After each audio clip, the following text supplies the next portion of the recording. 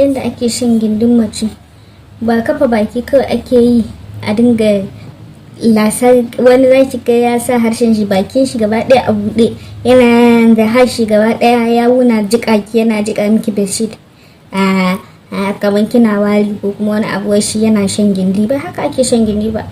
In zaka sha gindi prepare yourself cewa gindi zaka sha kuma kana son sha, musamman ka samu gindi a tsaftace. Yanda kake tsotsan nono kake wasa da shi haka ake tsotsan gindi.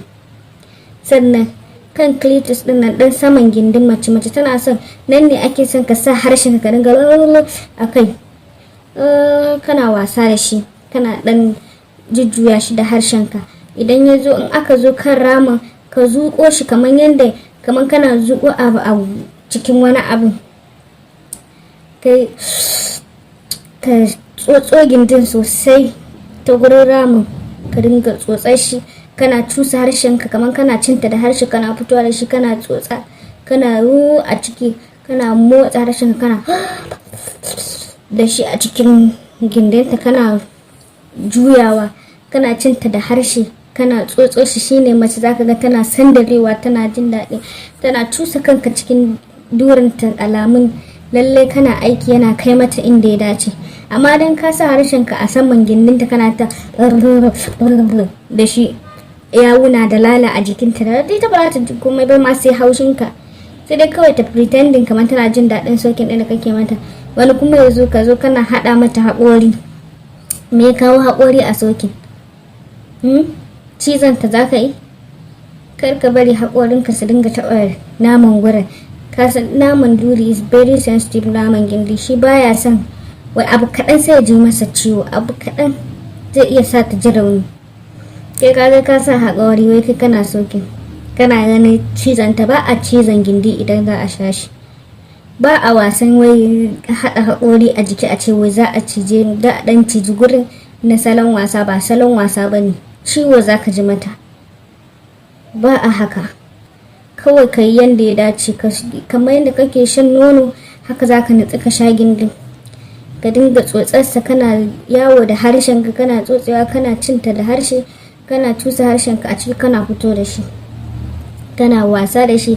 In ka tusa a ciki ka dinga zagaye cikin durin nata da shi kana jujjuya harshen ka a ciki. Ba wai ka tsaya ba, ka dinga yi kamar yadda za ka dinga juya burarka a cikin durinta kana buga ko kana jujjuya shi kana ɗagowa. Haka za ka dinga yi mata da harshenka a cikin gindinta sannan kana tsotsowa. A nan ne za ka ji mace har ihu tana yi. Idan kuma wannan tsotson harshen kake sanyi sai ka tsaya a daidai kan dan saman clitoris ɗin gaban gindinta dan za ka dinga tsotsa kana lashewa. Shi ma yana wa mace daɗi, tana matuƙar son haka. Takaita yawan sa yatsa a cikin gindi.